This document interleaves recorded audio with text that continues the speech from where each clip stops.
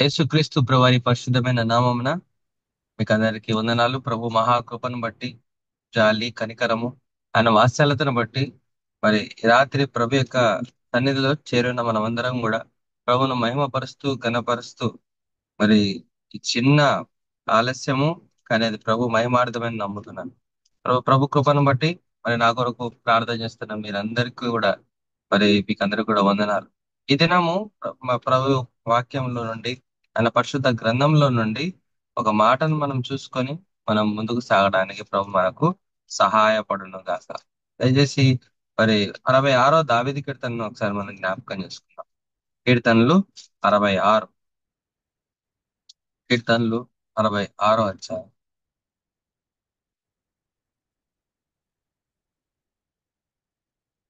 కీర్తనలు 66 అధ్యాయం 20వ వచనాన్ని మనం జ్ఞాపకం చేసుకున్నాం. దేవుడు నా ప్రార్థనను తోసివేయలేదు, నా యొద్ద నుండి తన కృపను తొలగింపలేదు.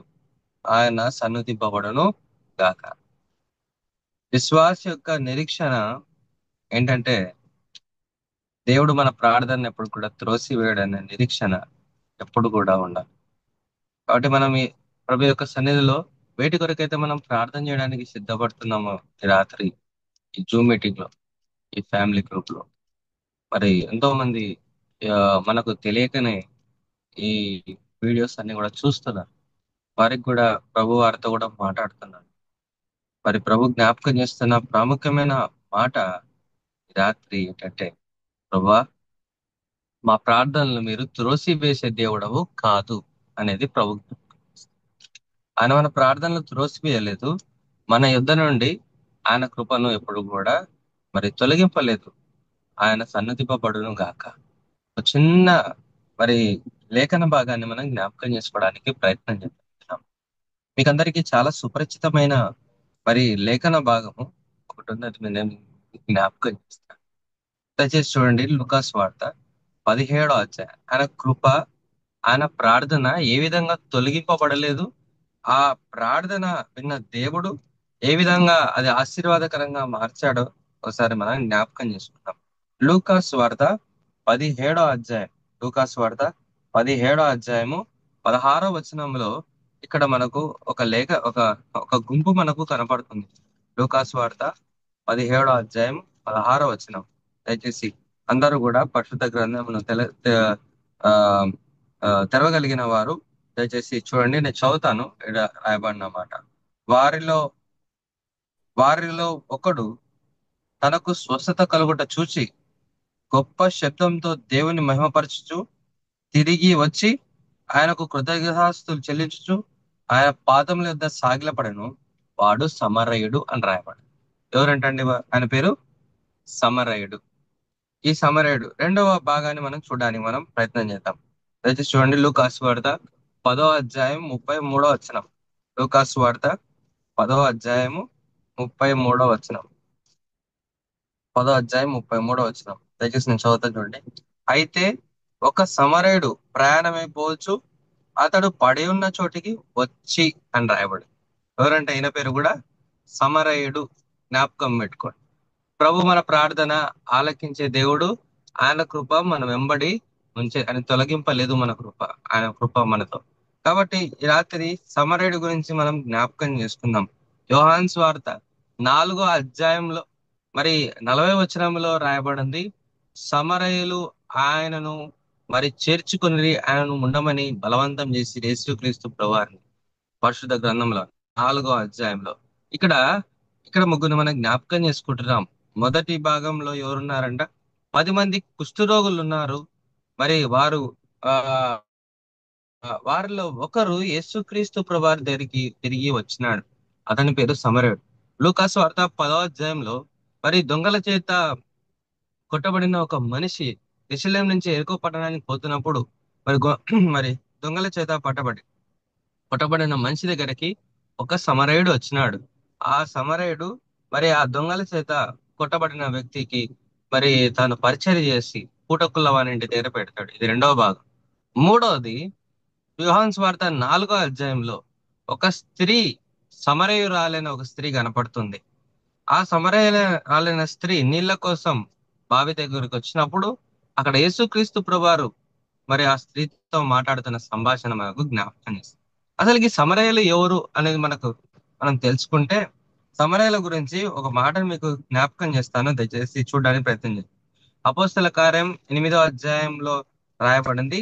దయచేసి చూడండి, సమరయల గురించి ఏమని రాయబడుతుందంటే, అపోస్తల కార్యం 8వ అధ్యాయం, అపోస్తల కార్యం 8వ అధ్యాయము ఆ 8వ అధ్యాయంలో ఒక మాట రాయబడింది. 8వ వచనం, దయచేసి వారి వారి గురించి ఏం రాయబడిందంటే, అతడు బహుకాలము వారు దేవుని వాక్యం ఆ 14వ వచనాన్ని దయచేసి చూడండి. 8వ అధ్యాయం 14వ వచనం. వారు సమరయ వారు దేవుని వాక్యము అంగీకరించరని యెరూషలేములోని అపోస్తలు విని, మొదటిది ఏంటంటే సమరయ వారు దేవుని వాక్యమును అంగీకరింపని వారు, జ్ఞాపకం పెట్టుకోండి. రెండవది, రెండవ విషయం ఏంటంటే, దయచేసి చూడండి, మత్తయి సువార్త 10వ అధ్యాయం 5వ వచనంలో రాయబడింది. మత్తయి సువార్త 10:5, 5వ వచనంలో రాయబడింది.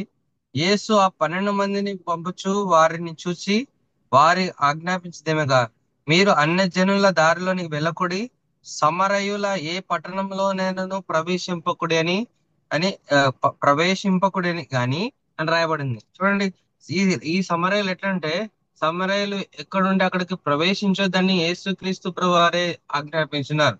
అంటే ఎంత కఠినమైన మనసు గలవారో. అంటే యేసుక్రీస్తు ప్రభువారిని ఏమాత్రం కూడా అంగీకరింపని వారు. మొదటిది, వారు వాక్యమును అంగీకరించని వారు. రెండవది, వారున్న ప్రదేశంలో ఉన్నప్పుడు అక్కడికి దేవుని పిల్లలు అయితే ఈ శిష్యులు పోతున్నప్పుడు సంబరాలున్న చోటికి మీరు వెళ్ళదండి అంటే మూర్ఖపు జనాంగం అని కూడా చెప్పొచ్చు. మూడవ భాగము మనం జ్ఞాపకం చేసుకుంటే దయచేసి చూడండి, లూకాసు వార్త 9వ అధ్యాయంలో రాయబడింది. లూకాసు వార్త 9వ అధ్యాయము ఆ 53వ వచనంలో ఏమని రాయబడిందంటే, 53వ వచనంలో ఆ ఆయన యెరూషలేమునకు ఆ నభిముఖుడైనందున వారు వారు ఆయనను చేర్చుకొనలేదు. ఎవరంట వీరు? దయచేసి పై వచనంలో రాయబడింది. సమరయుల యొక్క గ్రామంలో ప్రవేశించిరి గాని యేసు ప్రభు వారు యెరూషలేము పోవడానికి ఆయనకు ఆ ఈ రాత్రి నేను పోలేను, నేను ఇక్కడే బస చేస్తాను అన్నప్పుడు సమరయ ప్రాంతానికి వెళ్తున్నప్పుడు అక్కడ వాళ్ళు ఏం చేసినారంటే యేసు ప్రభును ఆహ్వానించలేదు. ఈ సమరయుల గురించి మనం ఎంత బాగా మనం అర్థం చేసుకోవచ్చు అంటే, సమరయులకు వాక్యము అంగీకరింపని వారు. రెండవది, సమరయులు వారు దేవుని మరి దేవుణ్ణి అనుమతించేవారు కారు. అంతేకాకుండా మత్తయి సువార్త 10వ అధ్యాయంలో రాయబడినట్టుగా వారు ఏం చేస్తున్నారంటే, సమరయులు ఏ పట్టణంలో ఉన్న వారు ఎంతో కఠినులు, లేకపోతే వారి మనసు అంత ఘోరమైనది. ఇలాంటి సమరయులు వారి యొక్క ప్రార్థన ప్రభు అంగీకరించినాడని ప్రభు జ్ఞాపకం చేస్తున్నాడు. చూడండి, ఇక్కడ ఒక పెద్ద ప్రాసెస్ మనకు కనబడుతుంది సమరయుల గురించి. ఈనాడు విశ్వాసి ఈ సమరయుల గురించి ఆలోచిస్తున్నప్పుడు మనం కూడా చాలా జాగ్రత్తగా ఈ మాటలు హృదయంలో భద్రపరచుకోవాలా. ఇప్పుడు ఇక్కడ మూడు సందర్భాలు మనకు రాయబడింది. మొదటిది ఏంటి? ఒక కుష్ఠు రోగి అని రాయబడింది. రెండోది ఏంటి? ఎరుకో పట్టణం మార్గం గుండా ఒక మరి దొంగల చేత కొట్టబడిన వ్యక్తి మన జ్ఞాపకం చేస్తున్నాడు ప్రభువారు. మూడవది ఏంటి? ఒక బావి దగ్గర సమరయురాలు కూర్చుంది. 40వ వచనంలో సమరయులు యేసుక్రీస్తు ప్రభువారిని వారు ఆహ్వానించినారని మనకు రాయబడింది. ఏమిటి మార్పు? ఏ విధంగా మార్పు? ఈ రాత్రి మనం చూడడానికి మనం ప్రయత్నం చేస్తే దయచేసి ఈ నలుగురు ఈ ప్రక్రియను మనము చూడడానికి మనం ప్రయత్నం చేద్దాం. పాపి అయిన మానవుడు కుష్టు రోగం అనే పాపం చేత మా గ్రామానికి వెలుపట, ఊరికి వెలుపట, సమాజానికి వెలుపట దూరంగా ఉన్న మానవుని కొరకు యేసుక్రీస్తు ప్రభువారు తన దగ్గరకు వచ్చి, యేసుక్రీస్తు ప్రభువారే కుష్ఠరోగుల దగ్గరకు వచ్చి, కుష్ఠరోగులు ఎవరన్నా ఊర్లోకి వస్తారా?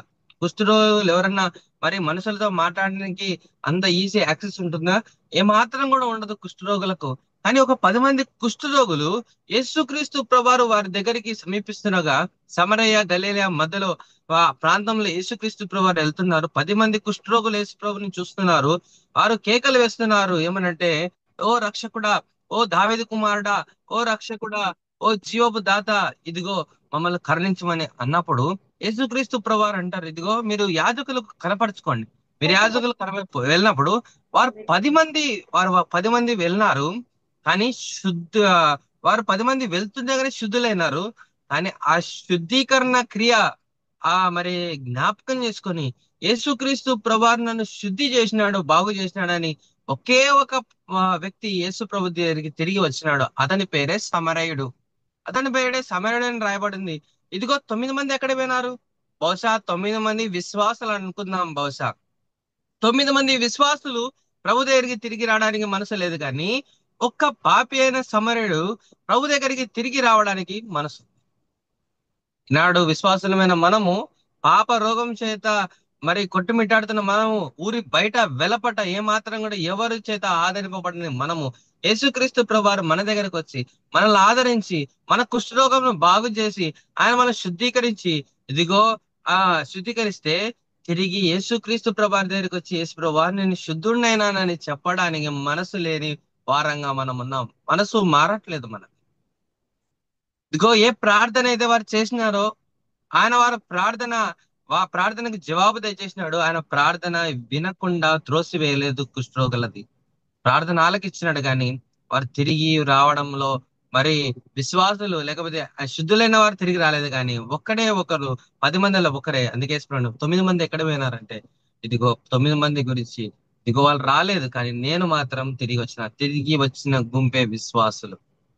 ఎప్పుడైతే విశ్వాసి తిరిగి వచ్చినాడో, ఈ విశ్వాసి అక్కడ తిరిగి వచ్చిన విశ్వాసి ఎక్కడ పోతున్నాడంటే, మనము ఒక ఒక పిక్చరైజ్ చేసుకుంటే ఆ స- ఆ ఇదిగో ఎరుషలేం దగ్గరికి వెళ్తున్నాడు. ఎవరు? ఒక విశ్వాసి. కుష్ఠరోగి అనే విశ్వాసి ఎరుషలేం దగ్గరికి వెళ్తున్నాడు. ఎరుషలేం దగ్గరికి వెళ్తున్నప్పుడు ఇదిగో దారిలో ఎవరు కనపడినారంట అండి ఆయనకి? ఎవరు కనపడినారంట? ఆ గాయపరచబడిన గాయపరచబడిన వ్యక్తి కనపడినాడు. గాయపరచబడిన వ్యక్తి కనపడినాడు. ఇదిగో గాయాల గురించి ఎవరికి తెలుస్తుంది? గాయం అయిన వానికే తెలుస్తుంది. గాయమైన వానికే తెలుస్తుంది. గాయమైన వారికే ఆ యొక్క నొప్పి తెలుస్తుంది. ఎందుకంటే ఆ రోగము సమరుడికి తెలుసు. ఆ రోగం ఆ సమరుడికి తెలుసు కాబట్టి ఆ గాయపరచబడిన వారి దగ్గరికి వెళ్ళినాడు. వెళ్ళిన తర్వాత ఇప్పుడు ఏం చేస్తాడంటే, ఏ విశ్వాస అయితే శుద్ధీకరింపబడినాడో, ఏ విశ్వాస అయితే మారు మనసు పొంది తిరిగి యేసు ప్రభు దగ్గరకు వచ్చినాడో, అతని దగ్గర రెండు ఉన్నాయి. అదేంటంటే, ఒకటి నూనె, ఇంకోటి ఏంటంట ద్రాక్షారసం ఉంది ఆ యొక్క వ్యక్తి దగ్గర. ఆ సమరేడు దగ్గర, అందుకే యేసుక్రీస్తు ప్రభు వారికి ఏమని పేరు పెట్టినారంటే మంచి సమరేడు అని పేరు పెట్టబడింది. మంచి సమరేడు. ఎందుకు? సమరయులు యేసు ప్రభువుని అంగీకరించలేదు కదా. సమరయులు యేసు ప్రభువుని త్రోసివేసినారు కదా. ఆయన వాక్యం అంటే ఎరగిన యేసు ప్రభు వారు రాత్రి బస చేస్తారు మీ దగ్గర ఉంటారంటే ఆయన వద్దన్నారు కదా. అలాంటి సమరయుల దగ్గరికి ఆయన నామకరణం చేయబడింది. మంచి సమరయుడు అని యేసుక్రీస్తు ప్రభు వారికి పేరు ఉంచబడింది. చూడండి, ఆ సమరయుడు ఎప్పుడైతే మరి యెరూషలేం ప్రాంతానికి వస్తున్నాడో, ఆ దారిన పడిన వ్యక్తికి తాను ఏం చేసినాడంటే, తన దగ్గర ఉన్న నూనె అభిషేకము, తన దగ్గర ఉన్న ద్రాక్షారసం, యేసుక్రీస్తు ప్రభు వారి యొక్క సిల్వర్ రక్తం చేత తనను బాగు చేసి తన గాయాలు కట్టి ఎక్కడ తీసుకుపోయినట్ట అండి? పూటకుల్ల వారి ఇంటి దగ్గర తీసుకుపోయినాడు. పూటకుల్ల వారి ఇల్లనగా దేవుని యొక్క సంఘం. దేవుని యొక్క సంఘంలోకి తీసుకుపోయినాడు, పరిశుద్ధ దగ్గరికి. అదిగో పూటకుల్ల వారి ఇంటి దగ్గర అక్కడ పోయిన తర్వాత యోహాను సువార్త 4వ అధ్యాయంలో రాయబడినట్టుగా అక్కడ గొప్ప డిస్కషన్ జరుగుతుంది. అక్కడ పూటకుల్ల వారి ఇంటి దగ్గరికి గాయపరచబడిన వారు కదా, అతని పేరే సమరయురాలు. ఏమని చెప్తుంది? ఇదిగో నీళ్ళ కోసం వచ్చిన సమరయురాలు మరి తను కుండ పట్టుకొని వచ్చింది యేసు ప్రభు దగ్గర. అమ్మా, దాహానికి నీళ్లున్నాయంటే, ఇదిగో దాహానికి నీళ్లు నా దగ్గర లేవు, ఇంత దూరం నుంచి నేను వస్తున్నా, ఇదిగో ఈ నీళ్లు చాలా లోతుగా ఉన్నాయి, నేను చేదుకోవడానికి చాలా కష్టము. అన్ని కూడా డిస్కషన్ జరుగుతుంది ఎక్కడ? పుట్టుకుల్లవాని ఇంటి దగ్గర. యేసు ప్రభు ఎక్కడ ఉంటే అదే పుట్టుకుల్లవానిలో, అదే సంఘం. ఇప్పుడు బావి దగ్గర యేసుక్రీస్తు ప్రభువారు ఉన్నారు. ఆ సమరయురాలు కుండ తీసుకొని వచ్చింది. తన యొక్క స్థితి అంతా కూడా చెప్తుంది. ఇదిగో నేను అంత దూరం నుంచి నేను రాలేకపోతున్నా, నీళ్ళు చెదుకోలేకపోతున్నా, మళ్ళా మోసుకొని పోలేకపోతున్నా అక్కడికి. ఎప్పుడైతే ఈ మాటలన్నీ చెప్తున్నాడో, యేసు ప్రభు అన్నారు, ఇదిగో నేను నీకు దాహానికి నేను నీళ్ళు ఇస్తాను. ఈ నీళ్ళు ఎన్ని తాగినా నీకు దాహం అవుతుంది, కానీ నేను ఇచ్చే నీళ్ళు తాగినప్పుడు నీకు దాహం, నాకు నీళ్ళు అక్కర్లేదు. యేసుప్రభు చెప్పిన తర్వాత, ఇదిగో యేసుప్రభా, ఇదిగో నాకు కూడా ఈ నీళ్లు దయచేయి, నేను మోసుకొని పోలేను. తను బాహ్యంగా లేకపోతే శారీరకంగా ఆలోచిస్తుంది, కానీ యేసుప్రభు వారు ఆత్మీయమైన తన యొక్క బలహీనత, పాపం గురించి చెప్తున్నాడు యేసుప్రభు వారు. ఇదిగో సరే నీ పెనిమిటిని తీసుకురా, నాకు పెనిమిటి లేడు, యథార్థంగా ఒప్పుకుంది. పూటక్కుల వారి ఇంట్లో జరిగేది ఏంటంటే యథార్థమైన సంఘటన దేవుని మందిరంలో జరిగేది. ఎప్పుడైనా మీరు గమనించినారా? మీకు తెలియకుండానే ఆరాధన చేసేటప్పుడు మీకు అన్ని ఉన్నాయి కదా, డబ్బు ఉంది, ఆస్తి ఉంది, ఆరోగ్యం ఉంది, సమస్తం ఉంది, తినడానికి కార్లు ఉన్నాయి, తినడానికి మంచి ఆహారం ఉంది, సమస్తం ఉంది. కానీ మీరు ఆరాధన చేసేటప్పుడు కన్నీళ్లు పెట్టుకొని ఏడుస్తారు. ఎందుకంటే పూటక్కుల్లవ అనే ఇంటిలో యేసుక్రీస్తు ప్రభువారు ఉన్నారు. యేసు ప్రభుని నీలో ఉన్న యథార్థతమైన స్థితిని బయటికి తీసుకొస్తాడు కదా. ఎలాంటి ఘోరమైన స్థితిలో ఉన్నావో నీ హృదయంలో తెలుస్తుంది. అందుకే యేసు ప్రభు చేసిన మేలను బట్టి ఆయనకు ప్రార్థన చేయడానికి నీ కళ్ళల్లో నీళ్లు కారుతుంటాయి. ఆరాధన చేయడానికి కళ్ళల్లో నీళ్లు కారుతుంటాయి. ఎవరు ఏడ్చమని చెప్తారు? సమాజం ముందర ఏడ్చమని చెప్తారు ఎవరన్నా? ఆ ఏడిస్తే ఏమవుతుంది? సిగ్గుపోతుంది కదా, అవమానం అవుతుంది కదా. దేవుని మందిరం దగ్గరికి పోయిన తర్వాత అవన్నీ గుర్తుకు రావు. నువ్వు ఆరాధన చేసేటప్పుడు కళ్ళల్లో నీళ్ళు వస్తాయి. నువ్వు ప్రార్థన చేసేటప్పుడు ఎక్కడ లేని భారం వస్తుంది నీ మనసులో. ఏ ఏమి భారం అంటే ఏమి భారం అంటే ఇది పూటకుల్లవాని ఇంట్లో జరుగుతున్న సంభాషణ క్రియ. ఇప్పుడైతే ఆ సమరేరాలు మరి యేసు ప్రభును ఆ మాటలని వినిందో, యేసు ప్రభు నా పరిస్థితి అంతా యేసు ప్రభుకు తెలుసు. ఇదిగో నా దగ్గర ఉన్న పెనిమిటి, ఇప్పుడున్న పెనిమిటి కూడా నా వాడు కాదనేది కూడా యేసు ప్రభుకు తెలుసు అని ఎప్పుడైతే ఆ సమరేరాలు గ్రహించిందో, యేసు ప్రభు దగ్గర తన కుండను విడిచిపెట్టి, అంటే పాపమును విడిచిపెట్టి ఆ స్త్రీ ఏం చేయడానికి పోయిందంటే ఆఖరిగా తాను అనేకులకు స్వార్థను ప్రకటించడానికి పోయింది. ఎవరి దగ్గరికి? సమరయుల దగ్గరికి. జ్ఞాపకం పెట్టుకోండి. సమరయుల దగ్గరికి యోహాను సువార్త 4:40 ప్రకారము వారు ఆ స్త్రీ మాటలను బట్టి, ఓ మాట చెప్తాను మీకు దయచేసి మనసులో మీ మీ మనసుకు మీరే చెప్పుకోండి. 5 మంది పెనిమిటిలు ఉంటే బయటికి పోయి ఓ స్త్రీ ఇంకొక పురుషుని గురించి చెప్తే వింటరా? ఏమ్మా? ఆ 5 మంది పెనిమిటలు ఉన్న స్త్రీ, 6 మంది అనుకోండి, 6 మంది పెనిమిటలు కలిగిన స్త్రీ బయటికి పోయి ఇంకొక పురుషుని గురించి, ఇదిగో ఆ పురుషుడు సత్యవంతుడు, ఇదిగో యేసుక్రీస్తు ప్రభువారు లోక రక్షకుడు, నా పాప స్థితి అని చెప్పినప్పుడు ఏ పురుషులు, ఏ ఏ కుటుంబము లేకపోతే ఏ ఊరి వారు వింటారా ఆ స్త్రీ మాట? వింటారా? వినరు. కానీ యోహాను సువార్త 4:40 రాయబడిన రీతిగా అక్కడ రాయబడిన మాట ఏంటంటే, ఆ స్త్రీ మాటలను బట్టి వారు యేసుక్రీస్తు ప్రభువారిని నమ్మిరి అని రాయబడింది. వారు యేసుక్రీస్తు ప్రభువారిని నమ్మినారు. యేసుక్రీస్తు ప్రభువారిని హృదయంలో చేర్చుకున్నారు. ఎవ ఎ- ఎవరైతే యేసుక్రీస్తు ప్రభువారు వస్తుంటే వద్దు వద్దు వద్దు వద్దు అని సమరయుల గ్రామం వారు చెప్పినారో, అదే సమరయుల గ్రామం వారు ఏం చెప్తున్నారో తెలిసి ఇప్పుడు, మా ఇంటికి రాయేసు ప్రభా, మా ఇంటికి రాయేసు ప్రభా, మా దగ్గరికి రాయేసు ప్రభా అని వారు చెప్తున్నారు.